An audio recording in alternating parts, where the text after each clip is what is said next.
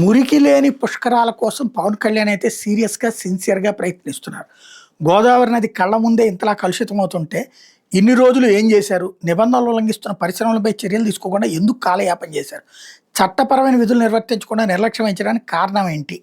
ఇది కాలుష్య నియంత్రణ మండలి అధికారిని ఉప ముఖ్యమంత్రి పవన్ కళ్యాణ్ వేసిన సూటి ప్రశ్న. ఈ కాలుష్యానికి ప్రధాన కారణమైన ఆంధ్ర పేపర్ మిల్, రాజమహేంద్రవరం నగరపాలక సంస్థలకు తక్షణమే నోటీసులు ఇవ్వాలని ఆదేశించారు. విధుల్లో నిర్లక్ష్యం వ్యవహరించిన రాజమండ్రి ప్రాంత పీసీబీ అధికారుల మీద క్రమశిక్షణ చర్యలు తీసుకోవాలని నిర్దేశించారు. పవన్ కళ్యాణ్ ఆదేశాల మేరకు గోదావరి కాలుష్య తీవ్రతను గుర్తించేందుకు అధికారులు ఇటీవల రాజమండ్రిలోని పలు ప్రాంతాల నుంచి నీటి నమూనాను సేకరించి పరీక్షించారు. ఆ ఫలితాల నివేదికను తాజాగా సమర్పించారు.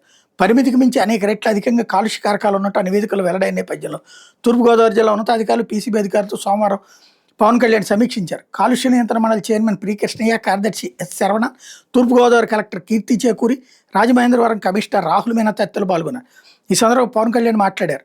భక్తులు పవిత్రంగా భావించే రాజమహేంద్రవరంలోని కోట్లింగాల ఘాటు, నల్లా ఛానల్ పరిసరాల్లో మురుగునీరు వచ్చి చేరడం వల్ల గోదావరి తీవ్రంగా కలుషితమైనట్టు పీసీబీ నిర్వహించిన పరీక్షలో తేలింది. సాధారణంగా కోలిఫామ్ బ్యాక్టీరియా సంఖ్య 500 MPS/1 ml లోపు ఉంటే ఆ నీటిలో స్నానాలు చేయొచ్చు. కానీ నల్లా ఛానల్ సమీపంలో ఇది ఏకంగా 2420 MPS 100 mlకి చేరింది. పీసీబీ నిర్వహించిన పరీక్షలో వెల్లడైన ఫలితాల ప్రకారం ఈ నీరు స్నానం చేయడానికి గృహ అవసరాలకు కూడా పనికిరాదు. ఈ నీటిని వాడితే టైఫాయిడ్, విరోచనాలు, చర్మ వ్యాధులు వచ్చే ప్రమాదం ఉంది.